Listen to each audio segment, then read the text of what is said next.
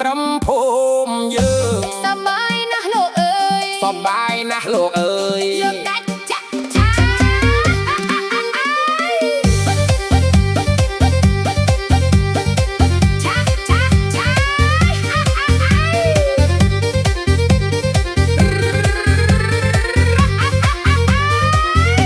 មេឃស្រឡះល្អក្តៅរងខែចេះត្រជុលមកបងដើររេគោកមើលមុខក្រមុំក្នុងភូមិអោនោះនាងតូចពាក់អាប៉ះគប់ការឈូកទុំមករំកន់ត្រឹមជុំជាមួយមិត្តភក្តិបងអូនកាន់ត្រឹមអើយចង់វាក់កន់ត្រឹមឃើញស្រស់មាសស្ងួនញញឹមបិទមាត់មិនចិត្តចង់កេះអូនអនក្រវីតាមភ្លេងត្រស្គររំតោចំហមើលទៅគួរឲ្យត្រូវចិត្តបងចង់ចូលក្បែរសុំស្គាល់ឈ្មោះស្រីវោមិតតាអូនមានមើលចាស់ចិត្តថែរក្សាហើយឬនៅបើនៅទំនេរសុំបងរំក្បែរផងណា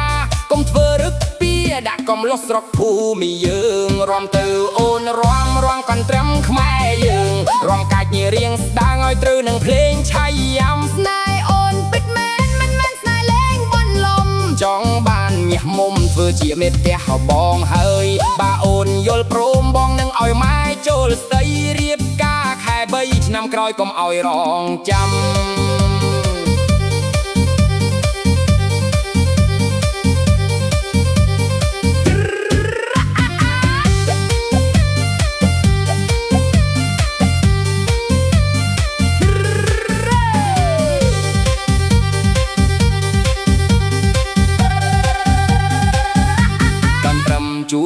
ជួយចង់និស្ស័យយើងទាំងពីរឲ្យបានជាគូគប់ជីវីរួមរស់នៅក្បែរគ្នា100ឆ្នាំកាន់ត្រឹមខ្មែរយើងរងសែនសប្បាយថ្ងៃចូលឆ្នាំភូមិខ្ញុំឲ្យតែបានរំក្បែរស្រីរំទៅអូនរំកាន់ត្រឹមស្រុកស្រែសប្បាយរំឲ្យរលាយទុកសោកដែលធ្លាប់មានមកអើយហើយអើយកាន់ត្រឹមភូមិយើងសប្បាយណាស់លោកអើយលើកដាច់រំទៅអូនរ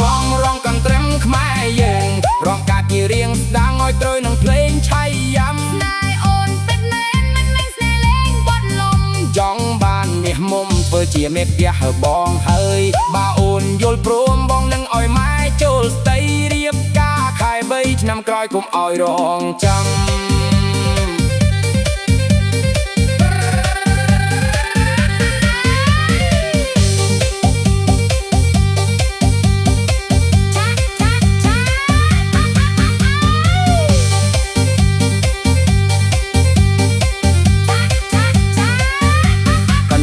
ជួយ